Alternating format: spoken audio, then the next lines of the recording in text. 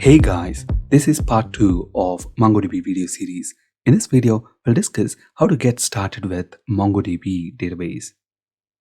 Our first 10 viewers to use this code on MongoDB Atlas will get $100 of credits. MongoDB is a multi-cloud document database service. In short, it's a document-oriented database. To easily get started with MongoDB, use MongoDB Atlas, which is a fully managed cloud database on AWS, Azure, or GCP, Google Cloud Platform. In a web browser, navigate to this URL, mongodb.com, and then click on this Try Free button. Provide your email address, password, and then follow the on-screen instructions to create a free account. You can also use your Google account to register. In my case, I already have an account created, so let me click on this Sign In button. Provide login email address, and then click Next. Provide the password, and then click Login. Our next step is to create a database, and for that, click on this button, Build a Database. Use this free shared option to learn and explore MongoDB in a cloud environment. So let me click this Create button. With this free option, we get 512 MB of storage space, and then we can choose our preferred cloud service provider, AWS, Google Cloud, or Azure. I'm going to select Azure, and then we select where we want our Mongo database instance to be hosted. I'm going to select East US, and then finally click Create Cluster. 5 simple steps to get started with Mongo Cluster in the cloud. First, create the cluster itself in the cloud. Create database user, which we can use to access the Mongo database. Add IP address of your computer or device from which you want to connect to Mongo database. If you already have sample data set, load it into Mongo database. Otherwise, you can manually create. Finally, connect to your Mongo cluster. How would you like to authenticate your connection? Well, we're going to use username and password. So I select that, provide an username and password, and then click Create User.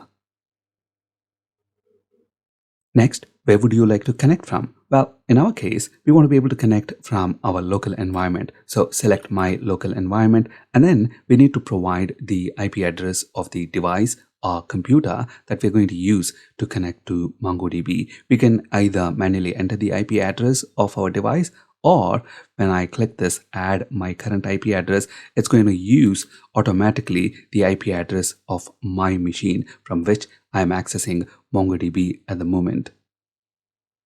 Finally, click Finish and Close. There we go. Congratulations on setting up access rules. Let's go to the databases. So click this button.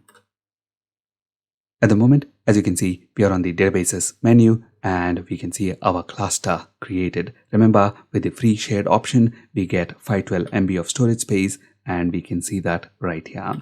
And at the moment, the data size is 0 bytes. And that makes sense because we don't have any data in the database. Now let's connect to this database. And for that, click the Connect button. There are 3 ways we can connect to MongoDB Atlas: MongoDB Shell, MongoDB Compass, and your custom application. MongoDB Shell is an interactive JavaScript interface for querying and modifying database data. We can also use it to perform administrative operations like creating databases, collections, etc. MongoDB Compass, on the other hand, is a GUI, graphical user interface, for querying, visualizing, and modifying database data. Behind the scenes, both the Shell and Compass issues the same commands to the database server. You can also connect your own custom application. This application may be built using any technology: .NET, Java, PHP, Node, Python, etc. It doesn't matter. We have the 3 options here to connect to MongoDB. First, let's connect using MongoDB Shell. You can download the MongoDB Shell for your operating system from this page. Select your operating system from this drop-down list. Download MongoDB Shell and install it. And here is the connection string to connect to MongoDB. So let me copy this and then fire up command prompt. In the command prompt, paste the connection string and then press the enter key. Enter the password and then press the enter key again. There we go. We are connected. And notice the name of the database here, my first database. We did not create this database yet. But why is MongoDB showing that we are connected to my first database? Well, that's because in the connection string, we specified my first database as the name of the database that we want to connect to. Though this database does not exist yet, MongoDB allows us to connect to it. And this database will be automatically created when we create our first collection. We'll see that in action in just a bit. And at the moment, to see the list of databases that we have, use this command, show DBs. At the moment, we only have these two databases, admin and local. We don't have this my first database created yet. It'll be automatically created when we create our first collection. And to create a collection, we use this command, db.createCollection. And then we specify a name for our collection. Let's call it users collection. Remember, a collection in MongoDB is similar to a table in a relational database. Hit enter. There we go. At this point, we should have both the database and the collection created. So if we execute this command again, show DBs, we see all the three databases, including my first database. And at the moment, my first database is in use, meaning any commands that we execute will be executed against my first database. How do I know that? Well, that is what is displayed in the prompt right here. So if we want to see all the collections that we have in this my first database, we use this command, show collections. There we go. We see the users collection that we have just created.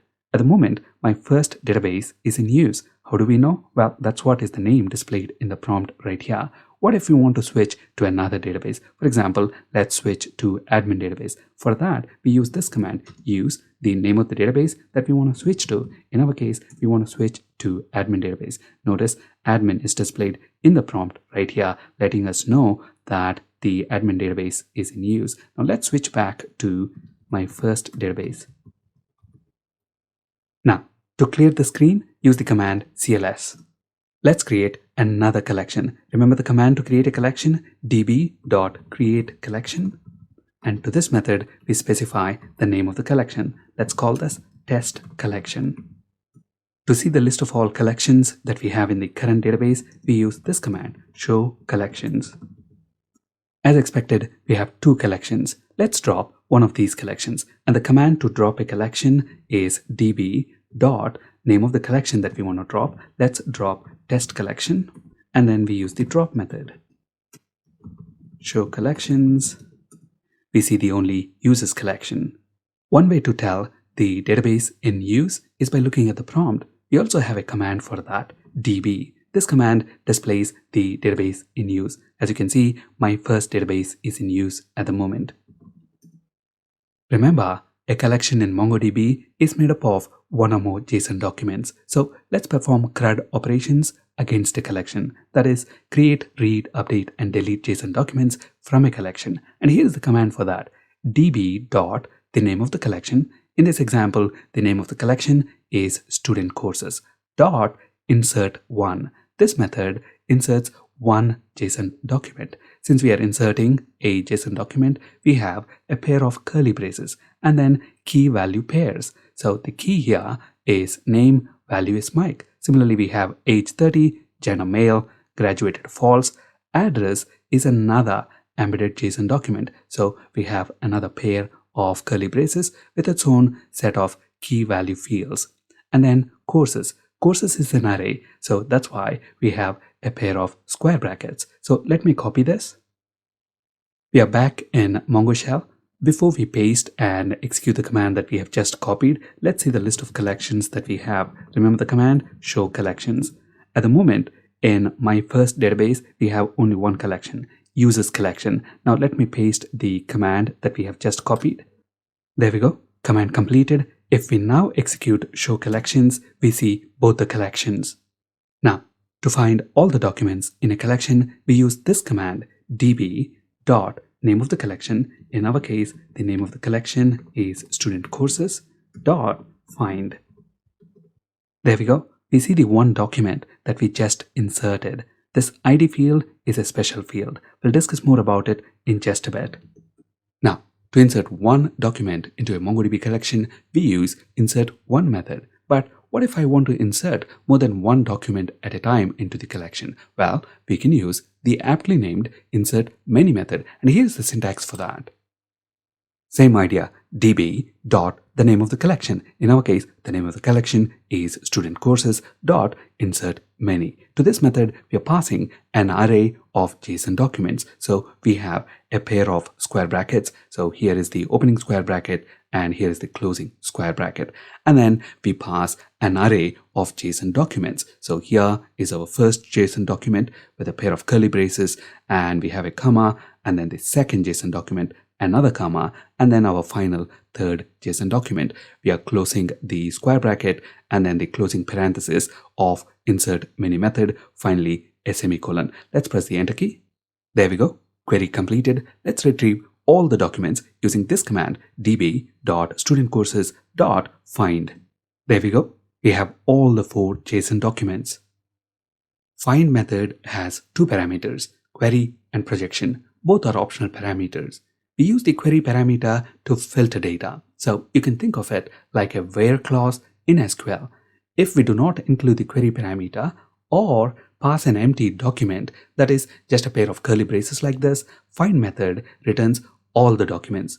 If you want to filter the documents that are returned, then use the query parameter. And here is the syntax for that. For example, let's say we want to find all documents where name is Ben. So db dot the name of the collection student courses dot find. We want to find all those students whose name is Ben. So in a pair of curly braces, name colon Ben. Now let's write another example. Find all documents where age is 28. So again, db.studentcourses.find age colon 28.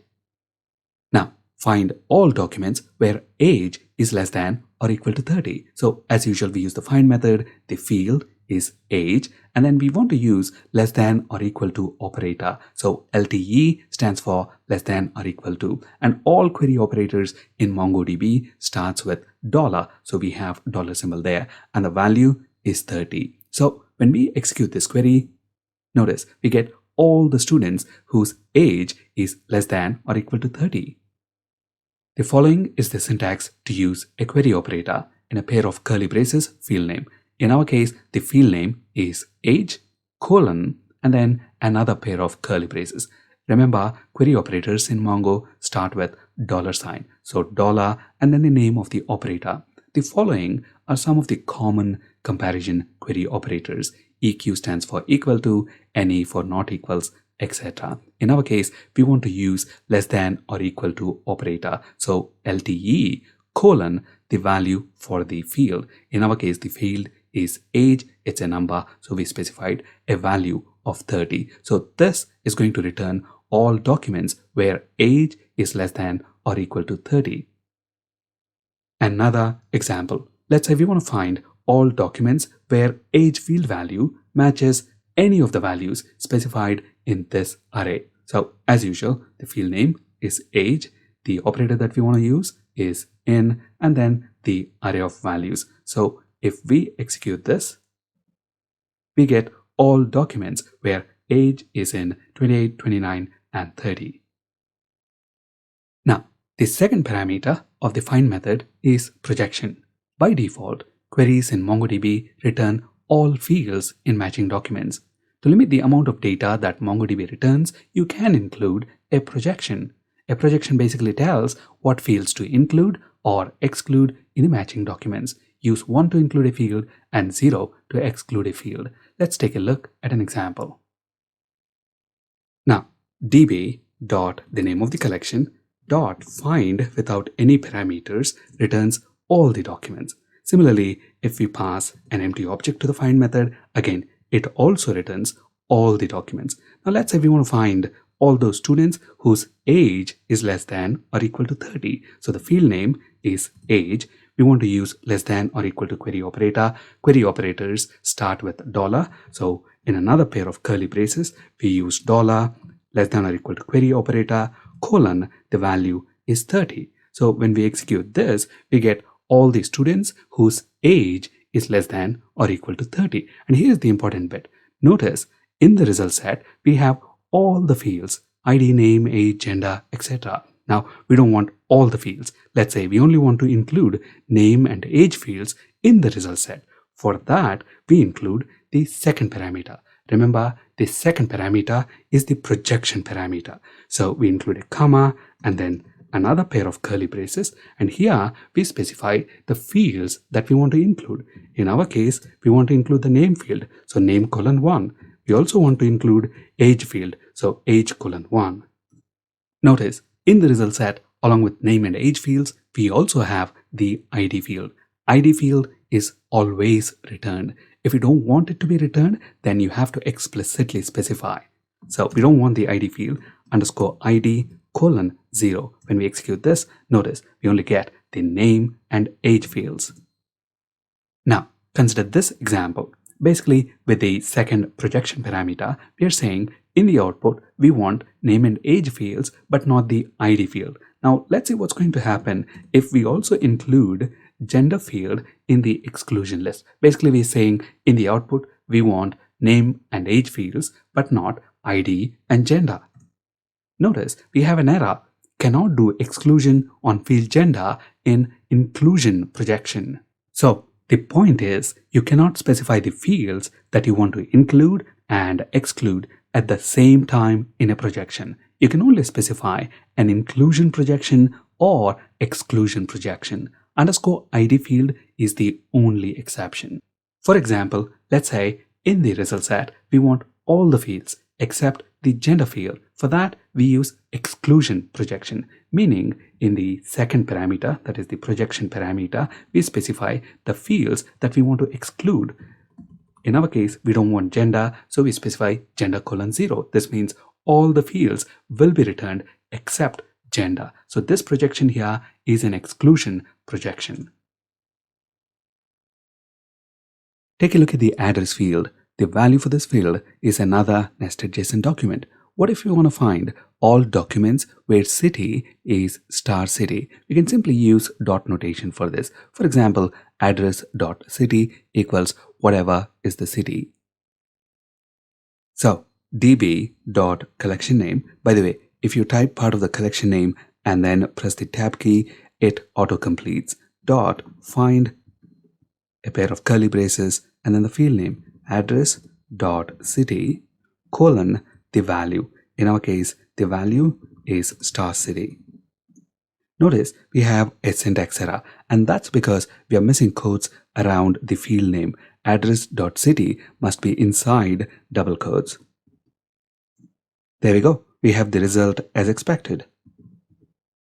Find method has two input parameters, query and projection. Both are optional parameters, and the return type is a cursor. You can think of the cursor as a virtual object that stores the documents returned by the find method. So this means along with the find method, we can also use methods like count, sort, skip, limit, etc. These three methods, sort, skip, and limit, are particularly useful to implement server-side sorting and paging. One way to find the total count of documents in a given collection is by using find and count methods together. So db.collectionname.find.count. There we go. Total 4 documents. Can we find all documents where gender is female? Well, we can. We simply use the query parameter of the find method. So we want to find all documents where gender is female. There we go. We have 2 such documents. To sort data, we use sort method. We want to be able to sort by age field, so we specify the field name as age, and to sort in ascending order, use 1. To sort in descending order, -1. Notice the documents are sorted by the age field in descending order. Now let's skip the first document and then take the next 2 documents. For that, let's use skip and limit methods. So on the sort method, let's append skip method. We want to skip the first 1 document, so 1 is the parameter, and we want to take the next 2 documents. So to the limit method, let's pass 2. There we go. We have the output as expected. Now, To insert one document into a MongoDB collection, we use insert one method. To insert more than one document, we use insert many. Along the same lines, to update a single document, we use update one. And to update more than one document, we use update many. First, let's find all the documents. We want to change the name of this employee from Mary to Sarah. So let's use update one method for that. The first parameter to this method is the filter, which we use to find the employee that we want to update. We want to find the employee whose name is Mary. So the field is name and the value for this is Mary.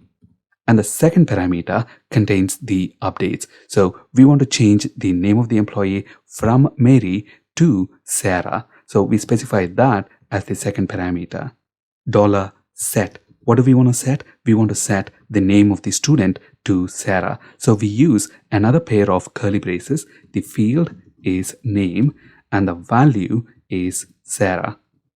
What if we want to change multiple fields? Well, simply separate them with a comma. So along with the name, let's also change age. So we again include double quotes. The field name is age and let's change it to 100. And let's not forget to use colon after $set. Notice both matched count and modified count is 1, which means MongoDB found one document and updated that one document.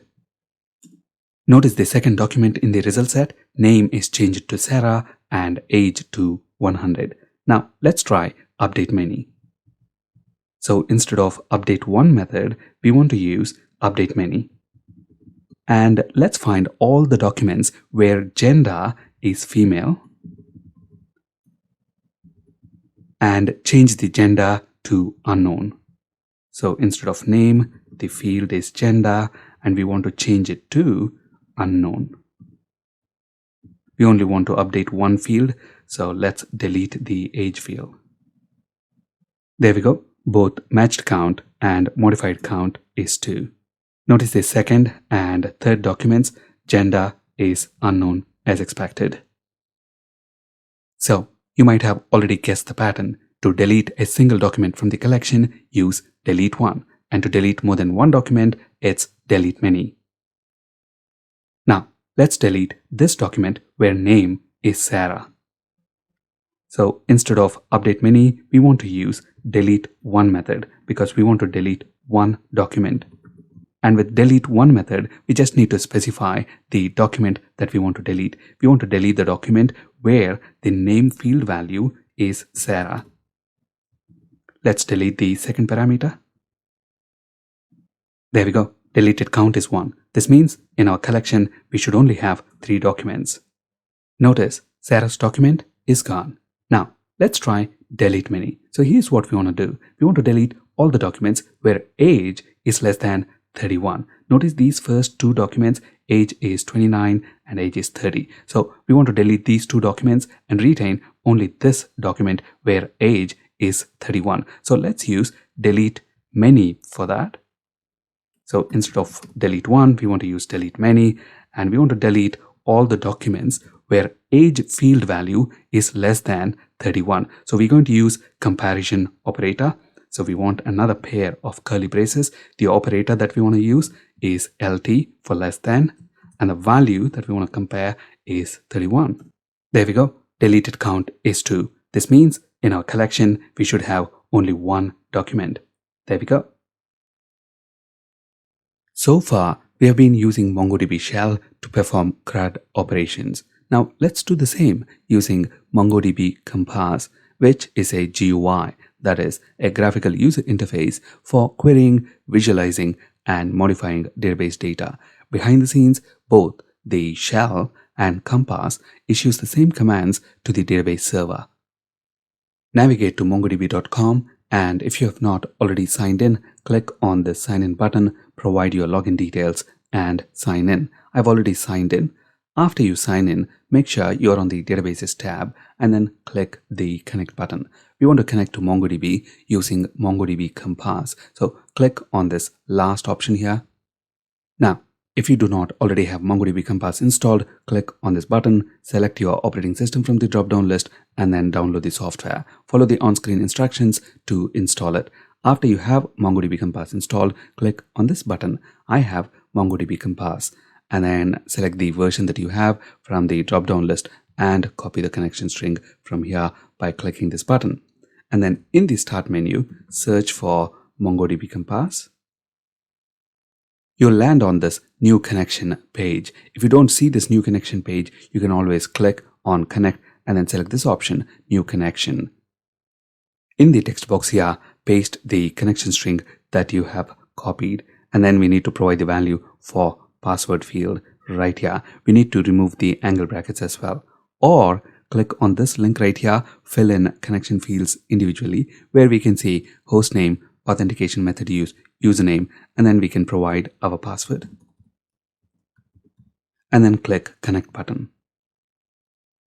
There we go. We are now connected, and at the moment we have 3 databases: admin, local, and my first database. If you want to create a new database, click on this button, create database, and then follow the simple on-screen instructions. If you want to delete any of these databases, click the delete icon next to the respective database. At the moment, we only have 3 databases, but then if you have a lot of databases and collections, you can search for a specific database or a collection using the search interface right here. Notice, as soon as I type STU, we can find student courses collection in my first database. So we want to write a few queries against my first database. So let me click on the database name right here. We have 2 collections in this database, student courses and users collection. Let's click on student courses. Notice at the top of the page, we have our database name dot collection name. And at the moment within this student courses collection, we have 2 documents and 1 index. We can see those 2 documents right here. And when I click this button, both the arrays and objects within the current document are expanded. And we have 3 views here. At the moment, this first icon is clicked. When I click on the second icon, we have a different view. And if you prefer tabular view, click on this third icon. And to add data, click on this add data button, and we have 2 options here. We can either import data from a JSON file or insert a document manually. So let me select this second option. There are 2 ways to insert a new document into a MongoDB collection. We can paste our JSON document right here, or using this view, we can enter individual fields. Let's try pasting the JSON document. Click insert. There we go. We have our new document inserted into the collection. Notice we did not provide a value for the ID field explicitly, but MongoDB has provided a value for it automatically as it is a required field. Now let's try providing values for individual fields. Same idea. Click on add data, insert document. We want to enter fields individually, so I'm going to click on this.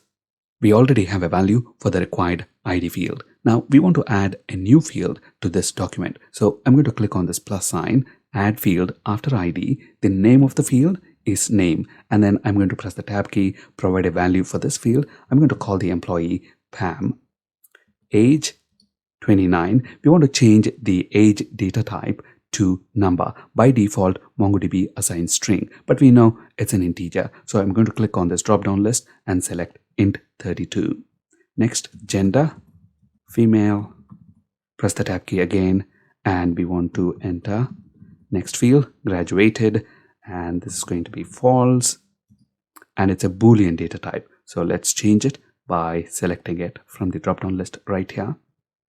And next, we want to enter address, which is an object. So change the data type to object from the drop-down list right here. Address is an embedded JSON document with its own set of fields and values. Within this address nested JSON document, we want 2 fields, street, which is of type string, and the value is 123 King Street, and city. Let's call the city Mongo City. And finally, we want to add an array, the list of courses. Notice when I pressed the tab key, it provided me the option to add a third field into this nested address JSON document, and I don't want to do that. If you want to delete anything at any point, you can click this icon right here, and that removes that. We have the other field here, so I want to add here courses, and this is going to be of type array. So from the drop down list, I select array, and then we have the option to enter our first field of the array. C++ is the first course, Java, and finally .NET Core. And then to insert this document into the collection, simply click Insert. There we go. We have our fourth document inserted into the collection. And notice the message that we have at the top here, displaying documents 1 to 4 of 4. We can use this text box here to find the documents. Notice when I simply type a pair of curly braces and then click this Find button, notice we see all the 4 documents that we have in the collection at the moment. To filter documents, we can specify our filter criteria within the pair of curly braces right here. For example, let's say we want to find all documents where name field value is Venkat. By the way, notice at the moment filter is red and the find button is also disabled. This is an indication we have a syntax error. So the value for name field is Venkat. Notice now we can click on the find button and we get that one matching record, Venkat. Now, let's make this filter expression a bit more complex. For example, let's say we want to find all documents where name is Venkat and age must be greater than or equal to 29. So we want to specify another filter expression here. So I'm going to include a comma and then a pair of curly braces. The field is age, so age colon, and we want to specify the age must be greater than or equal to 29. So we're going to use the comparison operator GTE. And to use the comparison operator, we're going to use another pair of curly braces. The operator is GTE. Notice we also have IntelliSense colon, the value is 29. Now we want to apply AND operator between these two filter expressions. So I'm going to wrap both the filters within a pair of curly braces, and the operator that we want to use is AND. So $and, again we have IntelliSense colon, and then wrap this entire expression in another pair of curly braces and then click Find button. We only have one such a document where name is Venkat and age is 29. Now to change it to OR, simply replace AND with OR operator. Click Find again. Notice we have 4 documents satisfying this filter criteria. Either the student name is Venkat or age is greater than or equal to 29.